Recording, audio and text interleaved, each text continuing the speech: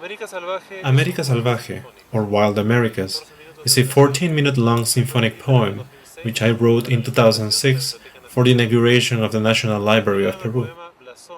It was inspired by the poem Blasón, meaning coat of arms, by José Santos Chocano, a Peruvian poet whose work has inspired several generations of Peruvians.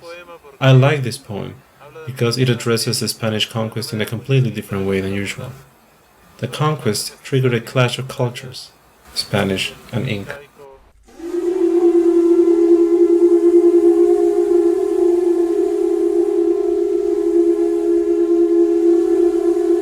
What I like of this poem is the way it actually talks about this process.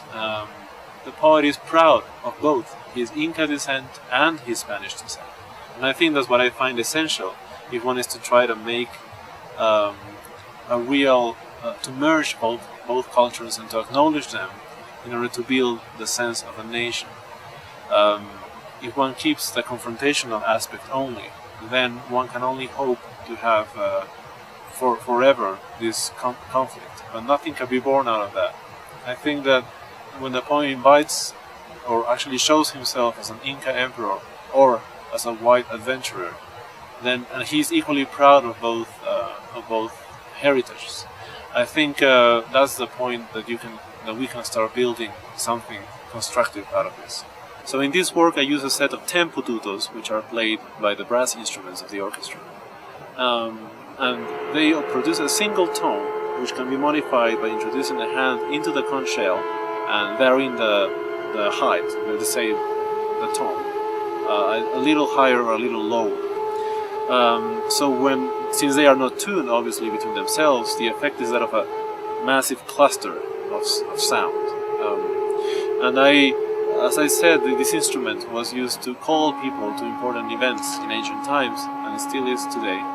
And the way I'm using it is the same, because we are here to celebrate the inauguration of the National Library, which is obviously a momentous event in the history of our country. In addition to the pututos, I also use ocarinas and water whistles, which are whistles that imitate the sound of birds. So my intention behind this is to create a sound world that is unfamiliar, at least in the setting of the concert hall and the symphony orchestra, because these are instruments, as I said, that are brought from native Peru. And they also represent the music that preceded the arrival of the Spaniards. The second section continues with a chorale, and the other instruments, the winds and strings, are basically swirling around, also evoking a little of the very beginning, the very first section. I also want to mention that in the first section, in addition to having the native instruments, the traditional symphony orchestra instruments are used in non-traditional techniques. So after the second section, where we have this chorale and these swirling textures in the rest of the instruments, we arrive to the third part, which makes use of Afro-Peruvian rhythms. Now, this obviously is not directly related to the poem, but I thought it was important because although the main influences or the main cultures are that of the Incas and the Spaniards, there have been other cultures, such as the black people that came from Africa as slaves, who have had a definite influence in Peru, not only in its cuisine and its language, but also in its music and its musical instruments. The fourth section makes use of a chorale that was present again in the second section, but it's this time modified, and it is very tonal, and it is meant to represent Western civilization.